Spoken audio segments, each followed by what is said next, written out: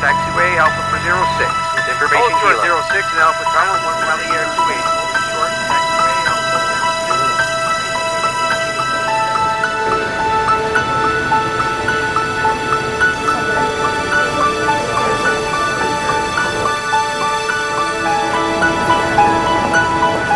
Fact: 80% of all aviation accidents are the result of human error. With proper maintenance, today's aircraft are built to fly safely for unlimited time. They are more dependable than they ever were. Everything signed off? Just about.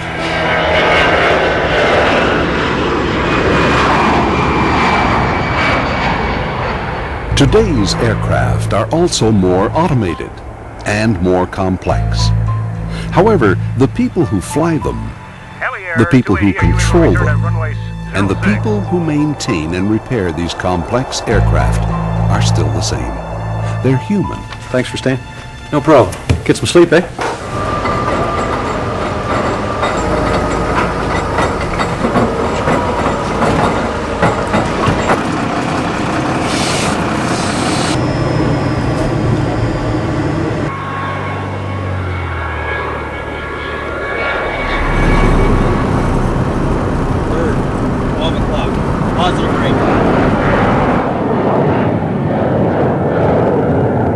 Fact: maintenance errors are accountable for up to 25% of all aviation accidents resulting from human error.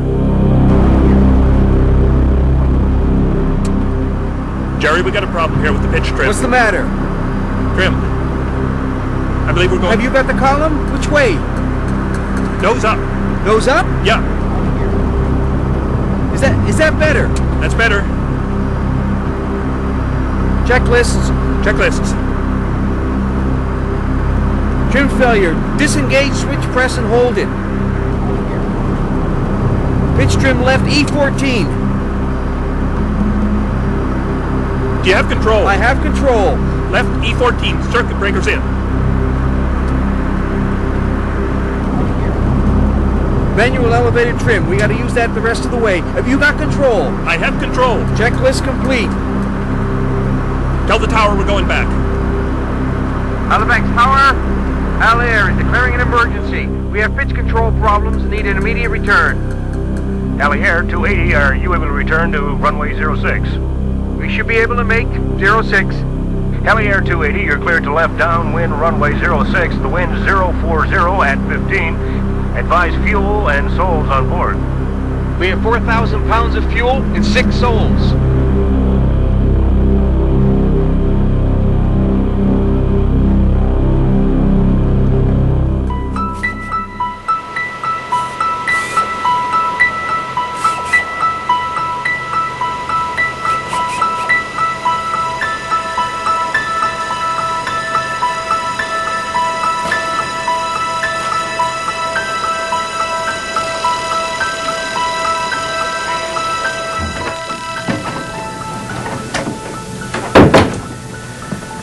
My initial TSB briefing notes. And? Looks like a maintenance error. One of our best guys. You want to know who? No. I want to know why. Why what? Why one of our guys made a mistake. You said it was one of our best. Yeah, Well, good people don't just screw up. Collins did. Yeah, but why? Why did he make a mistake? What went wrong? The briefing tell you that? No. Well, that's what I want to know. Yes, but everyone else will want to know how we're going to handle it. Stakeholders on down, media included. So, do we fire him or suspend him? Tell me something. What's more important to safety in the industry? Blaming him and firing him because he made a mistake? Or understanding why he made the mistake and fixing it so it doesn't happen again to him and anyone else? What's more important? Understanding why an AME made a mistake is difficult. That's because a maintenance error most often results from a series of circumstances or a chain of events which interfere with an AME's performance at a critical moment. There are 12 major causes of performance interference, the dirty dozen. 12 everyday circumstances or events which can cause us to do things we normally would not do. Some have to do with our physical condition and personal state of mind when we're on the job. Fatigue, doing too much and getting too little sleep. Stress, the emotional and psychological wringer we experience at home and on the job. Complacency. I made this inspection 100 times, and there's never been anything wrong.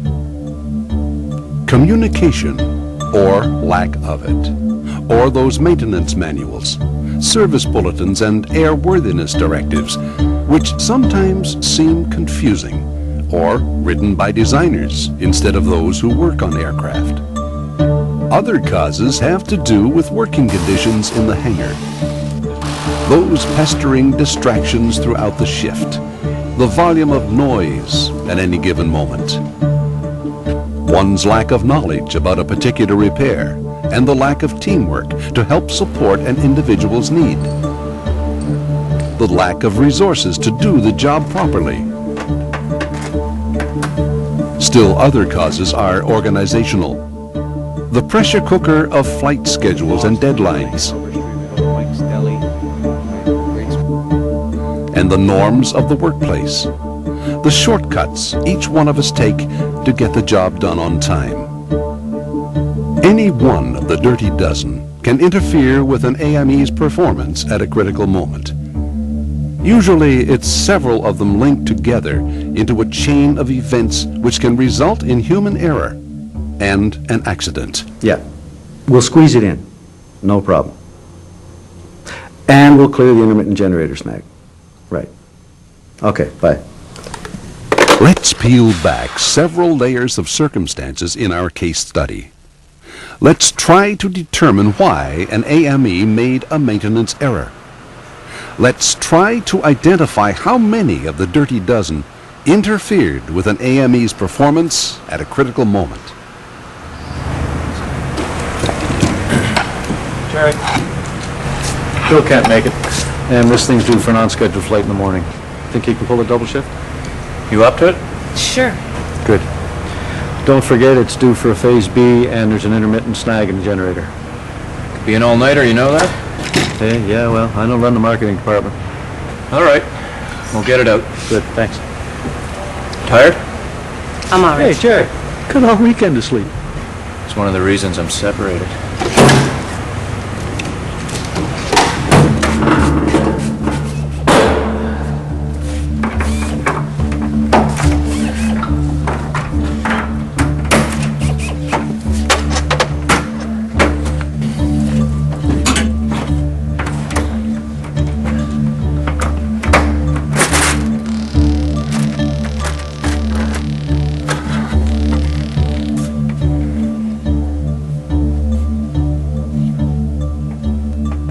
Can you take a look at this? Not now. Just follow the wiring diagram and I'll check it later. Okay. Jerry Collins, outside line. Jerry, that's for you. Take a message. Yep. You want your dad to take you to hockey tomorrow? Yep, I'll tell him. All right. Bye-bye.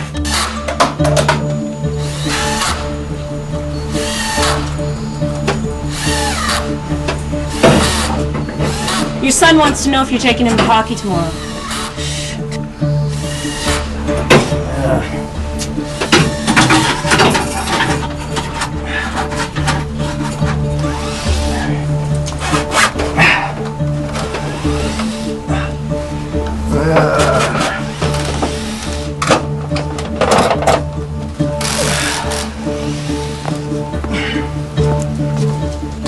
Can I talk to him? Already? It's only 10:30. All right. Tell him I'll pick him up at 6:30. Can I take him for breakfast after hockey? Come on, Alice. We agreed on weekends. Yeah, all right. Yeah, all right. But Can you look at this now, Jerry? yeah, hold on. What? Right. Yeah. Much did that go up? Just separate those. See him? More coffee? Yeah, sure, that'd be great. Those are new igniters. Don't bother pulling those. We'll fire them instead. Okay.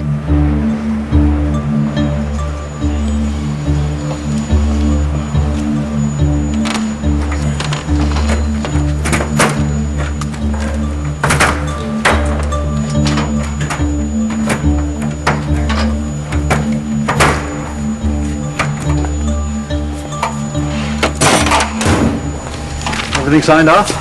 Just about. Good, we'll write it up and file it. Thanks for staying. No problem. Get some sleep, eh? Got a hockey game in about 1 hour.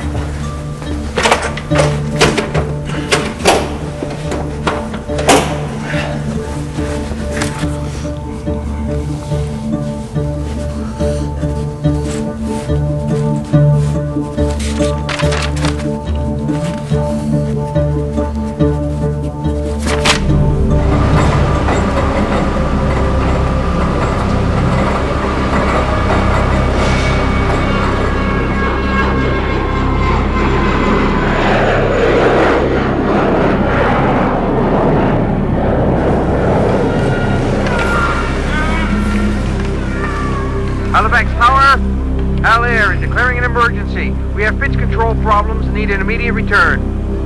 Alley Air 280, are you able to return to runway 06?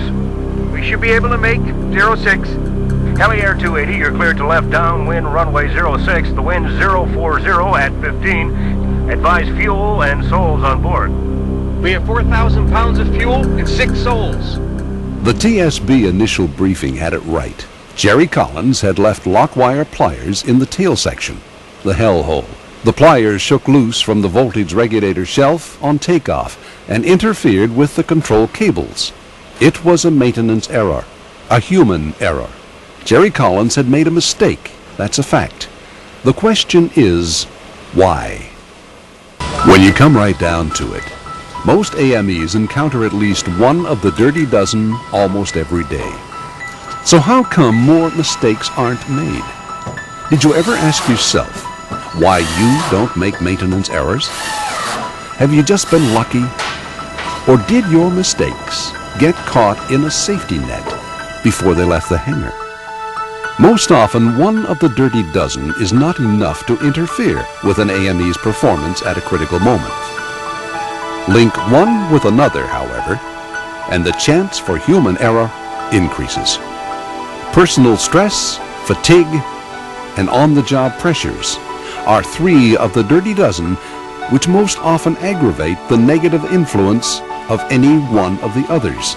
A tired brain and the emotional wringer from personal and on-the-job stress can complicate even the simplest of situations and cause you to do what you would normally not do.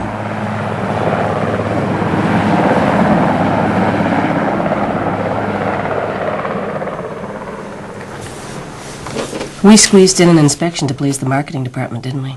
Yep. That's a problem we all have to correct. And we have to correct this, too. We've been doing it that way for years. Not anymore. Our checklist doesn't tell you to take your tools out. Yeah, but if you use it right, you can catch a lot of other mistakes. Government safety regulations, industry procedures, and checklists are safety nets which can catch our mistakes before they leave the hangar.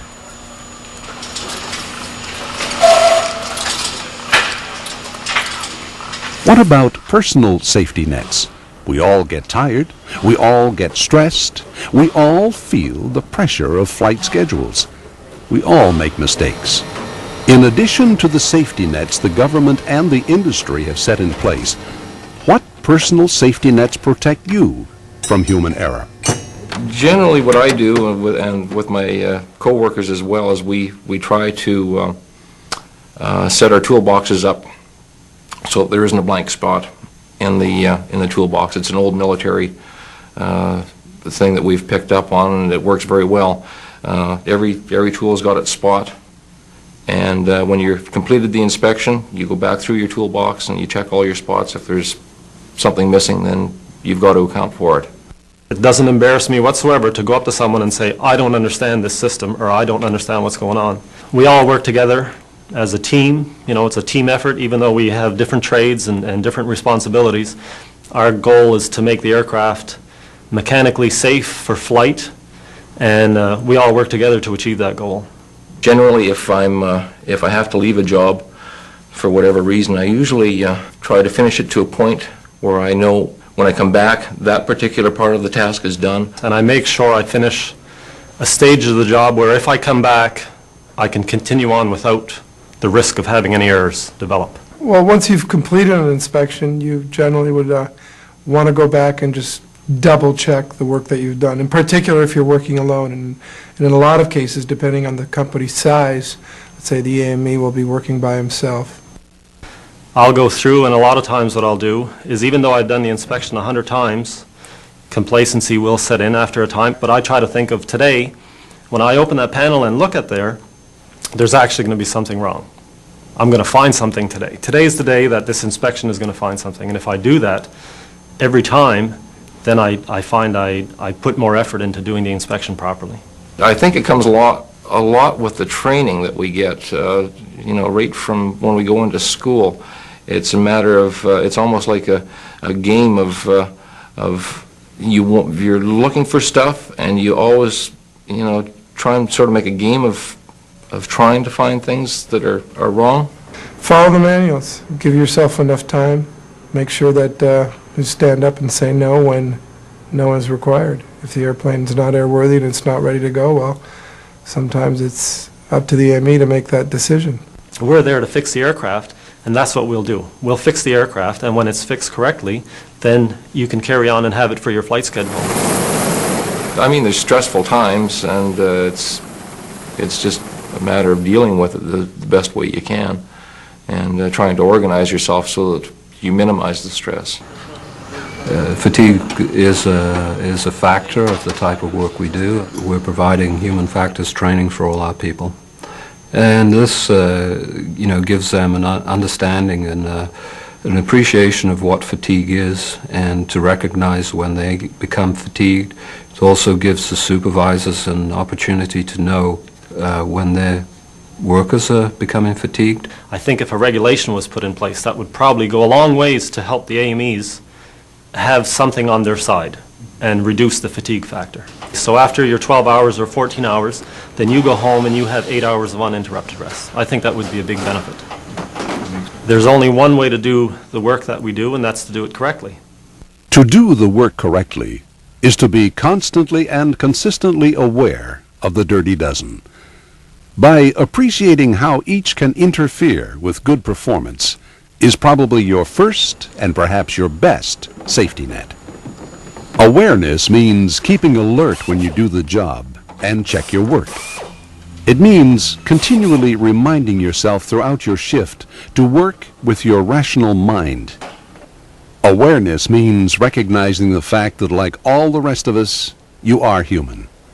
Like the rest of us, when you are not thinking your best, when one of the dirty dozen interferes with your performance, that's when you make errors. Human errors. Understanding why we make human errors is the first step to building safety nets to catch mistakes before they leave the hangar.